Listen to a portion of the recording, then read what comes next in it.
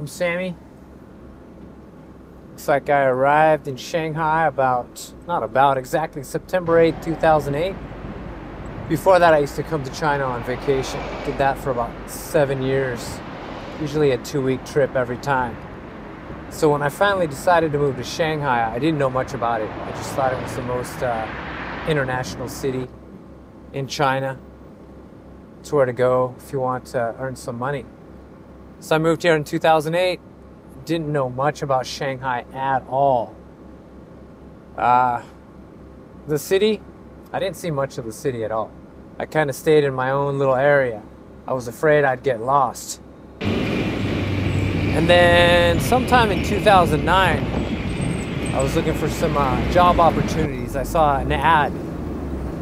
This guy posted an ad driving a sidecar around Shanghai and talk about the city. His name was Thomas. So I met him, and basically he said he's gonna pay me to drive around Shanghai and see the places I want to see and talk about the things I want to talk about. I said, if you're gonna pay me for this, I'll do it. So that's when I started learning more about Shanghai, getting into the old city. The French concession was still kind of new territory for me. I thought I'd get lost in the French concession. Well, I kind of thought I was going to get lost in the old city too. And one day, one of the insiders took me down one of these routes on a tour. He was leading the tour and I was following with some other passengers. And that's when I really started to learn about the city. Really started to learn about the French concession, the old city, the real Shanghai. And these spots became my favorite spots in Shanghai, especially the old city. Seeing these small roads just thriving with people, all kinds of people walking around, riding bicycles around, just sitting around, selling vegetables and fruits and just doing their thing. And the old city has always been my favorite place in Shanghai to this day. So basically riding around Shanghai in a sidecar was absolutely the coolest thing to do.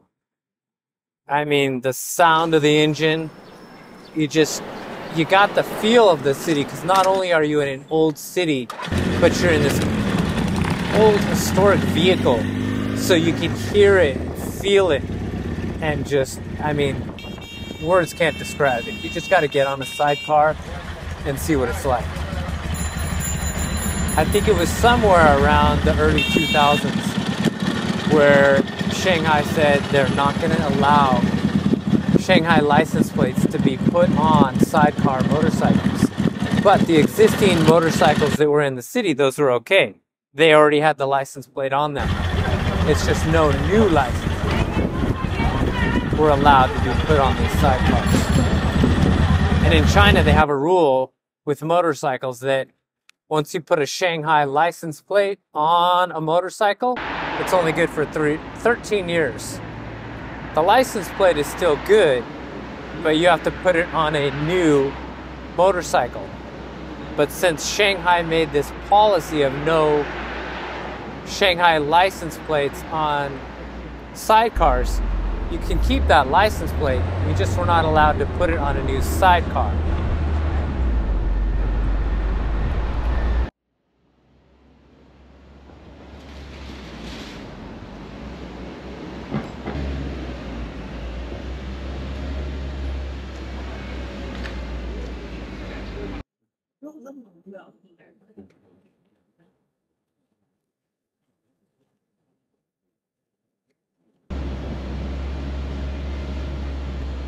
All right, so we're getting into the old city, and this is exactly the same street I was talking about. It's one of the first tours I did when I was following the insider on my sidecar, and he took me down this street right here. It's a very narrow street. It was even more narrow at the time because at that time there was more people here on the streets, sitting on the streets, bicycles going by, and this is where I really fell in love with the old city.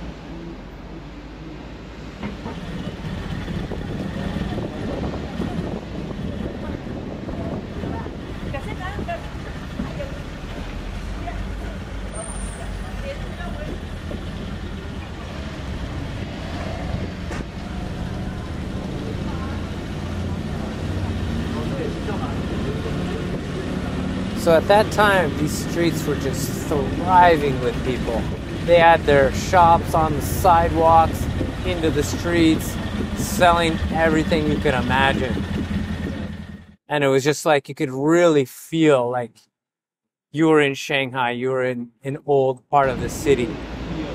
So now, as we're going down the street and you see all these windows and doors blocked up, as it is right now, it's really heartbreaking because, I mean, these were my favorite streets to drive on, to ride my sidecar on, and even my Jeep today.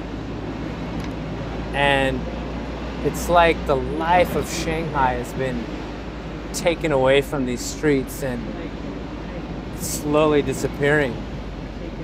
I mean, this street that we're on right now was so packed with people, cars and not cars, bicycles and people, that I could barely drive my sidecar down this street right here. And now it's just wide open.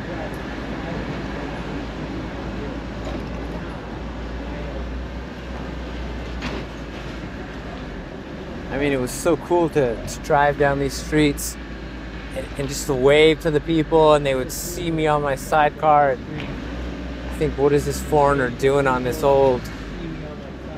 I think they thought it was some kind of tractor or something, because it was definitely not a common thing to cruise on. And I remember cruising down these streets, and if I did see another foreign person, I would think, are they lost? You know, what are they doing here? Because, I mean, I was kind of worried in the beginning that I would get lost on these streets, or my sidecar would break down and I wouldn't be able to tell someone where I was, because it was just a maze. But after cruising up and down these streets for a couple years or so, it was no problem for me, because I knew eventually I was going to find my way out. I knew it'd be fun.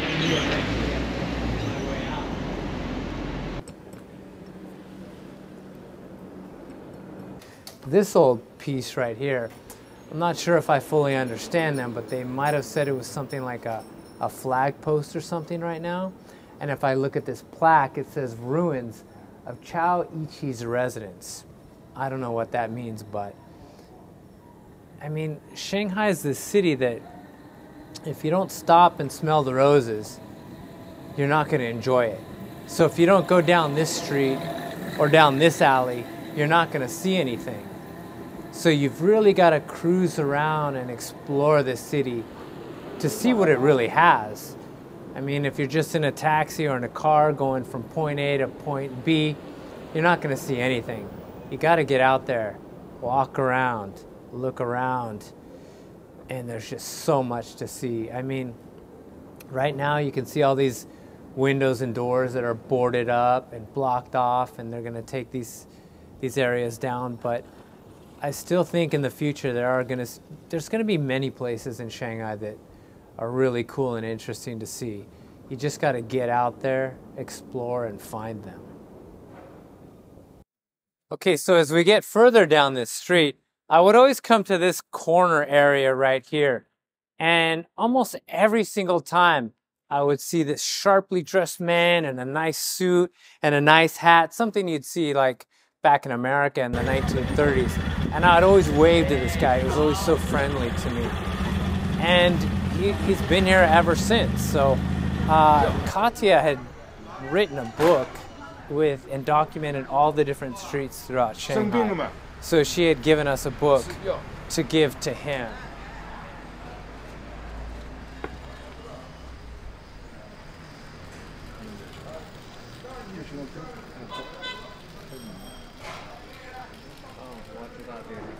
So it's down these streets that we used to cruise on our sidecars.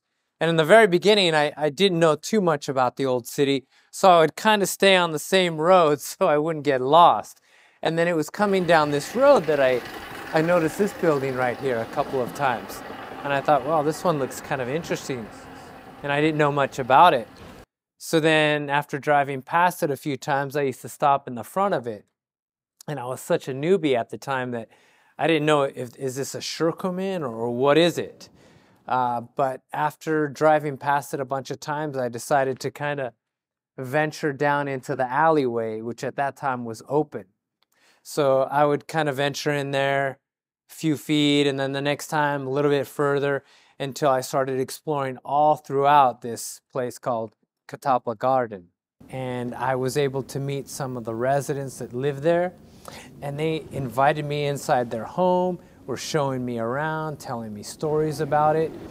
And even further back into there was one area that was some type of metal factory.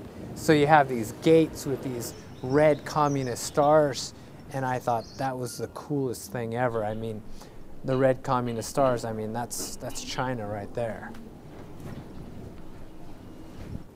So later I learned that this was the former residence of Wang Yiting, who was he was an artist and possibly a philanthropist too, I'm not sure. But he was very famous at the time, so famous that he was able to have a guest stay in his guest quarters for one night. And that was Albert Einstein and his wife. So many of the times I would come here, some of the locals would try to tell me stories, some locals just walking on the street, and they would tell me the story that, yeah, Albert Einstein stayed here one night.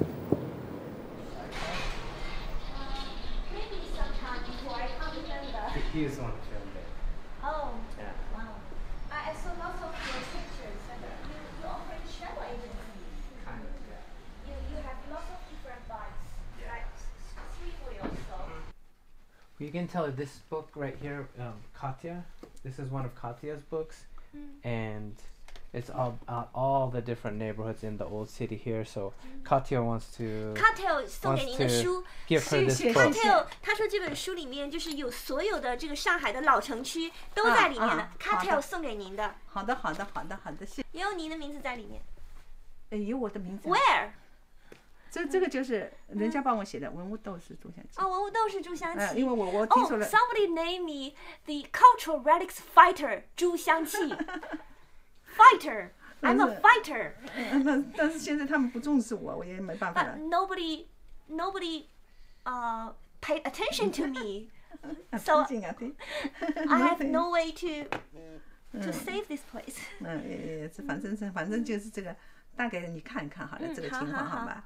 我因为年纪也大了，也没有这个精力了。现在朱老师是更希望，其实乔家院被政府收走，还是能够按照原样做一个博物馆，或像那个新天地的五里香博物馆那样子的东西，是吧？就有原物在的那种博物馆那样子。不是，最好是恢复原样子。如果这个也是比较要文化性气味的，不要商业味道太重的。So Miss Zhu's goal is government should restore this place as it was, like its original image, not a commercial property, but how it was, with culture at the core, not a commercial place, not the bar, not the Starbucks. Yeah.